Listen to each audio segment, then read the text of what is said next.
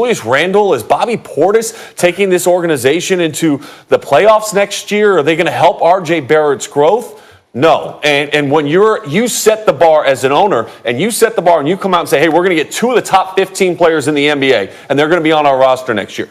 James Dolan said that. I mean, Julius Randle is not top 15 player in the NBA, and neither is Bobby Portis. No, I'm less doom and gloom on the Knicks. You know what I mean? I think the Knicks fans need to think back to draft night. I mean, did Knicks fans really think that Zion and KD and Kyrie were going to be playing in MSG in orange and blue? Like, I don't know. Grady did. I mean, James Dolan. You've got R.J. Barrett. You're bringing in some veterans on some short deals. Like, I don't think it's that bad for the Knicks. All right, Greeny, more news to get to. Is it that good? No. Be quiet. Okay, so then we get to the Golden State Warriors. One of the moves that came in late last night, and again, all this stuff is happening so fast and furious. The amazing thing about Woj is he's reporting news faster than I can read it. The Nets seem to have worked out a deal with the Warriors in which D'Angelo Russell will go to Golden State, a sign and trade. D'Angelo Russell, who was an all-star a year ago, obviously becomes expendable in Brooklyn because they bring in Kyrie Irving. And so he goes from restricted to a situation where they would have had to have made him unrestricted. So now it appears they're going to sign and trade him to the Warriors. My understanding is that is not completely done yet. Having said that, you know this team, both of you guys know this team extraordinarily well.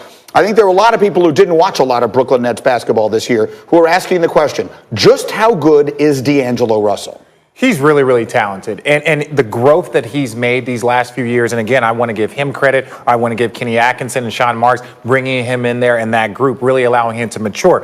What D'Angelo Russell brings to the Golden State Warriors is this. When you saw, without KD there, they struggled with other people able to create shots. They struggled with another guy that can create shots for other people. And so now with Steph really going out there this season alone without KD, obviously without Andre and Draymond, they need another guy that can score for themselves and also create for other people. And then when you bring him in, it allows Steph to play off the ball. So even if this is not maybe a long-term thing, this is something that allows the Nets or allows the Golden State Warriors to have some flexibility. Do you like the fit? I don't like the fit. I get what you're saying. D'Angelo Russell's a really talented player, but look at the fit with Steph Curry and Klay Thompson. It's not a great fit. It's not clean. I mean, yeah, he can come in and score, but who are they going to guard? Yeah. When Steph and D'Angelo are out there together, so who are they going to guard? Like, I don't like the fit. And look, if D'Angelo take a step back from where he was last year in Brooklyn, where things were really built around him, now he's playing a secondary role next to Steph Curry. If he doesn't look as great, now he's on a max contract, and they have to try to flip that next summer for value, and it might be tough. Yeah, it might be tough, but the one thing that I have to give a little bit of credit to is Steve Kerr.